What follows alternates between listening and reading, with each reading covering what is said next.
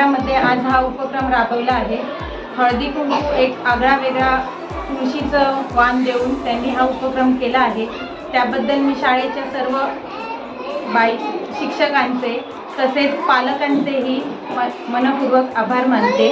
असे उपक्रम या शाळेत होत राहतील व शाळेची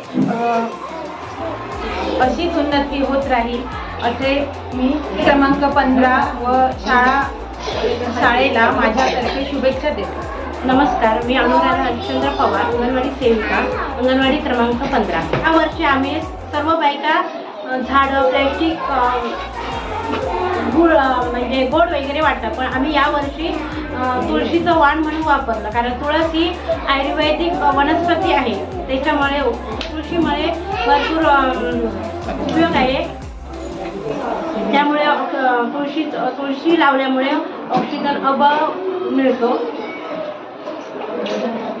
आणि मुलांनाही त्याचं म्हणजे तुळस म्हणजे काय असते हे मुलांनाही कळतं, कारण संध्याकाळच्या वेळी मुलं पण म्हणतात का लावला तुळशीपाशी उजेड पडा देवापाशी, म्हणजे मुलांच्या ह्याच्या तोंडामध्ये पण तुळशीचं तुळस ही वनस्पतीचा रोप आहे हे जाणीव।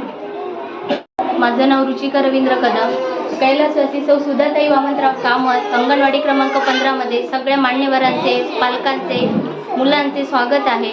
आज हळदी कुंकू समारंभ आणि त्याच्यासाठी आम्ही बायका जमलो। बायकांचं एकच उद्दिष्ट असतं की वाण लुटणे। हळदी कुंकू म्हणजे एका महिन्यात एवढे भयंकर नटून थटून वाण लुटणे हाच एक प्रोग्राम असतो आणि जिथे तिथे जावा प्लास्टिकचा भरपूर प्लास्टिक नको, पण प्लास्टिकचा वापर जास्त करून केलं जातं। पण बाईंचा उपक्रम एवढा छान आहे। बाई मगाशी बोलले 10 वर्ष झाली ते हा उपक्रम राबवतात। 10 वर्षात त्यांनी एवढे संदेश दिले आहेत की तुम्ही रोप द्या, म्हणजे जे काय आहे झाड रूपी जे वाण देतात ना, त्यांनी एवढा चांगला संदेश जातोय की आता इथे आम्ही 30-40 बायका इथे उभा आहोत। म्हणजे पुढच्या वेळी गेल्या वेळी पण बोलले मी, पुढच्या वेळी प्रत्येकाने आपण ज्यावेळी हळदी कुंकू करू त्यावेळी जर हे तुळशीचं रोप दिलं तर एक संदेश रूपी वाण देण्यापेक्षा तो संदेश प्रत्येकाच्या घरात पोचेल आणि प्रत्येकाचं आरोग्य सुधारण्यासाठी त्याचा नक्कीच उपयोग होईल।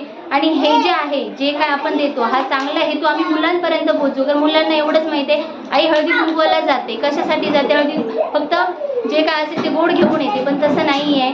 हे जे काही गोष्टी आहे की चांगल्या पद्धतीने बाई, पवारबाई, सासुरकरबाई जे पालकां थ्रू जे इतर समाजात पसरवतात त्याच्यामुळे नक्कीच समाज सुधारेल, गाव सुधारेल, राज्य सुधारेल, देश सुधारेल आणि नक्कीच याचा आपला देश पुढे जाण्यासाठी 100% याचा फायदा होईल। आणि इथे जे प्रत्येक पालक आहेत ते आम्ही पुढे जाण्यासाठी बाईंचा आदर्श घेऊन नक्कीच पुढे पाऊल टाकू ही माझी ग्वाही सगळ्या पालकांतर्फे मी देते। आणि पालकांतर्फे 2 मिनिटं मला बोलायला दिल्याबद्दल मी तुमचे सगळ्यांचे धन्यवाद मानते।